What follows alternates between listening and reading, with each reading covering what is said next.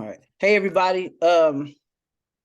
Today I am interviewing my dad, the senior pastor and bishop of Live Church, located in St. Louis, Missouri, in the Glasgow Village neighborhood. I got him on today because one of the projects that his church and that we are currently working towards is creating a affordable housing complex right next door to his church. In that, it kind of speaks to the housing inequalities in that particular area, where it is predominantly Black. Over 90 something percent of the residents there are Black, minorities, low socioeconomic status.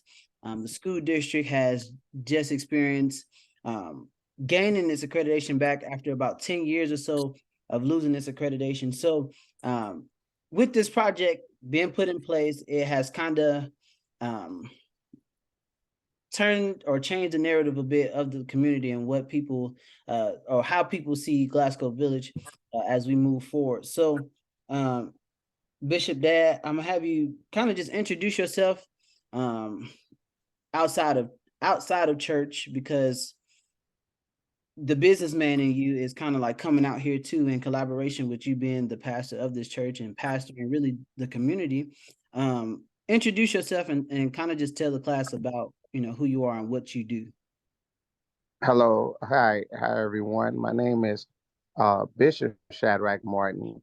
I am I don't like to say serial entrepreneur, but I am an entrepreneur.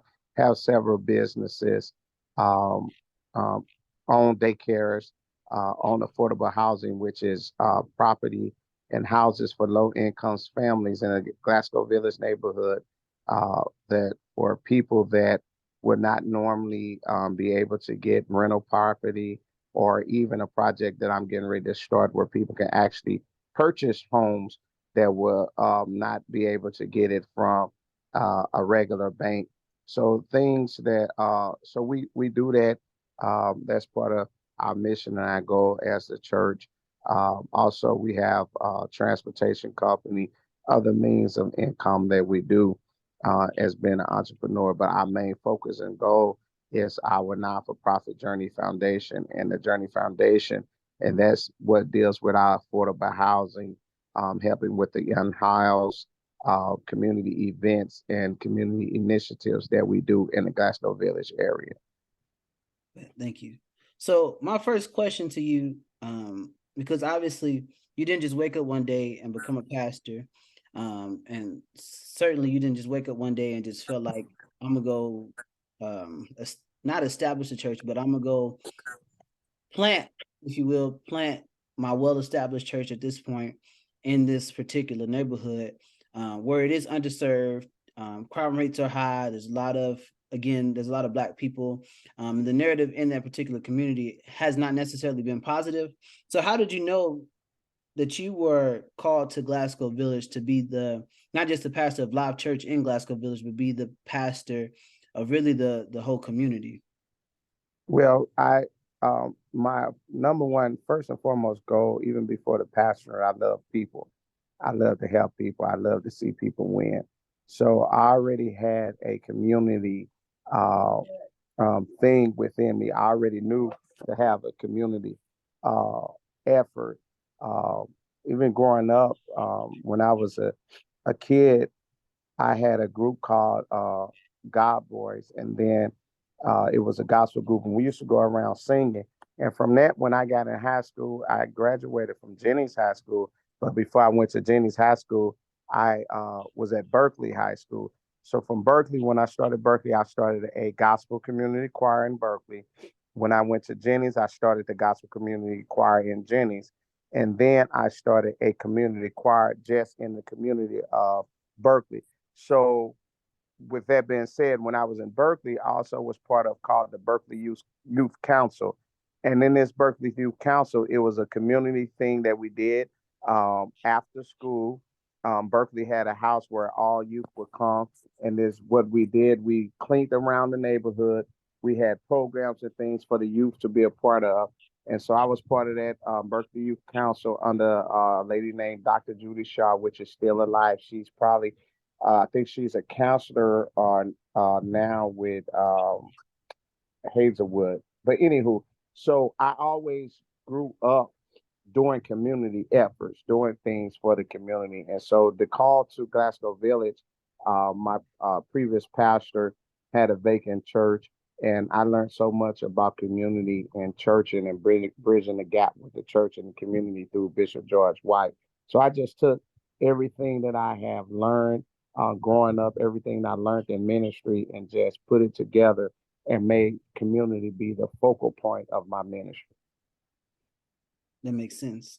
So my next question then, even to that point, so now that, because this is the first affordable housing project that you have established, this is just the biggest one so far. Like you said, you have properties that kind of make it affordable for people who might have like low credit scores, or whatever the system has kind of put in place that kind of oppresses them for whatever reason.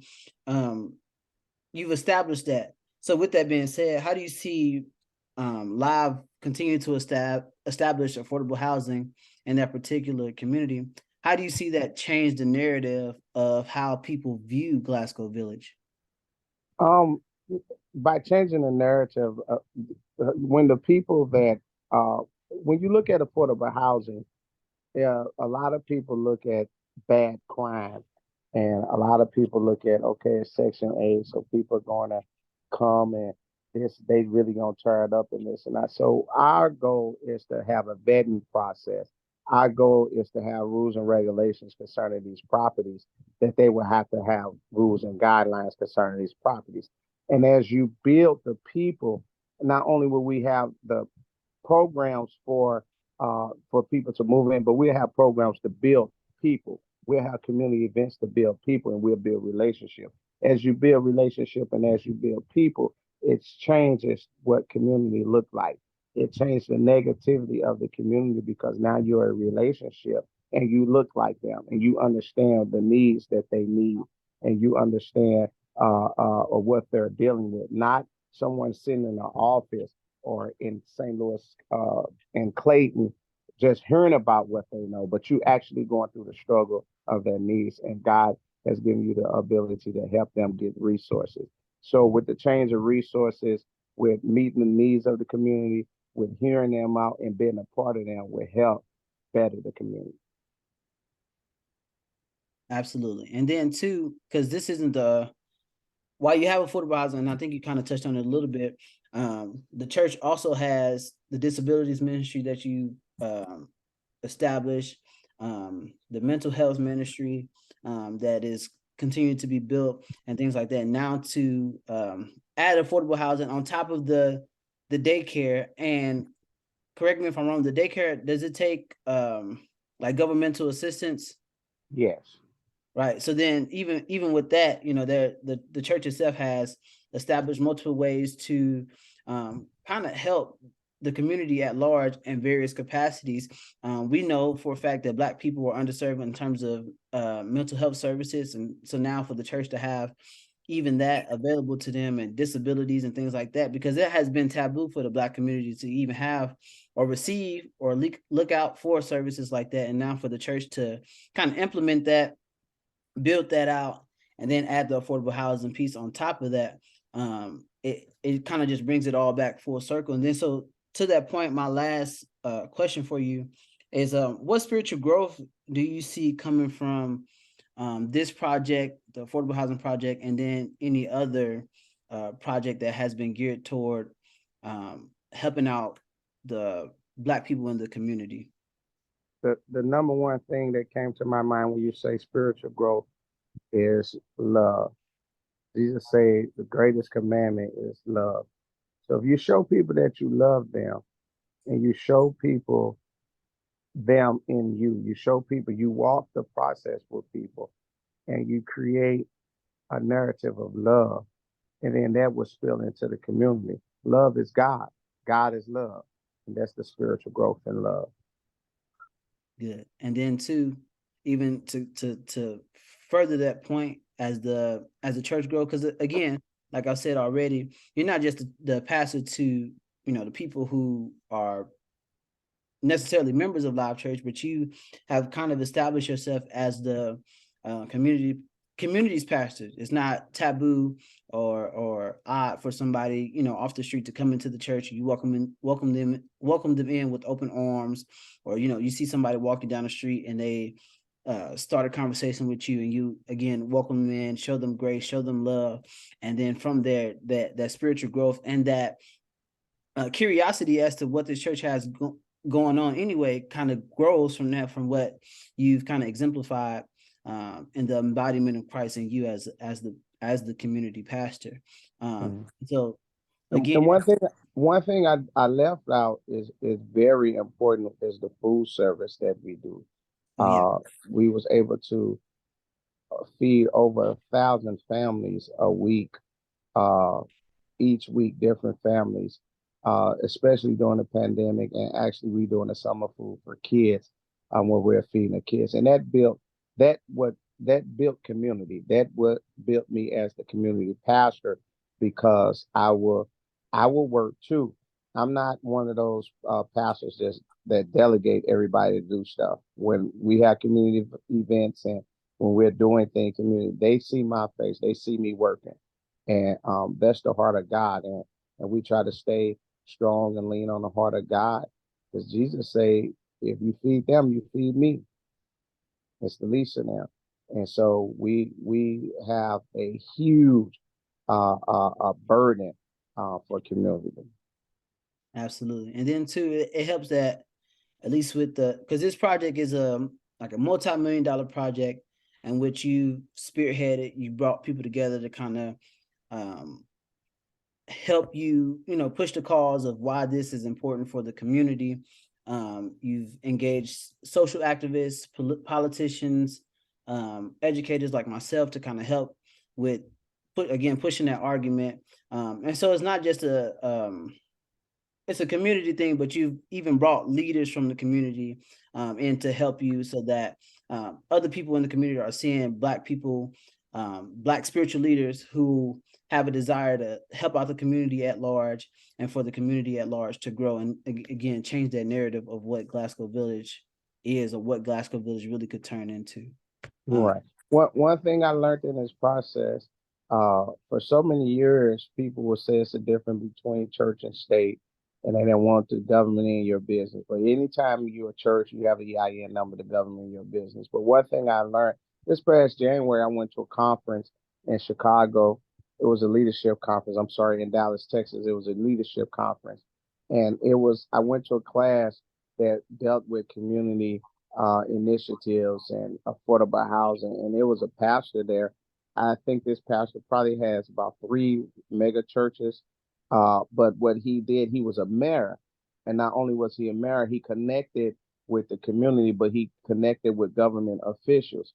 And so for so long, we as a Black race wouldn't want to connect with government officials. But I beg to differ, because I have connected with, her name is Shalonda Webb. She's the St. Louis councilwoman for my area, but not only that, she's the St. Louis County chair for St. Louis County Board. And then there's a young lady by the name of Chantel Nixon Clark, who is one of our state reps. And so I've connected with those kinds of people to help me push this agenda forward. With they're helping me with open arms, and it's such a blessing. And we trust God, and God is making all things well.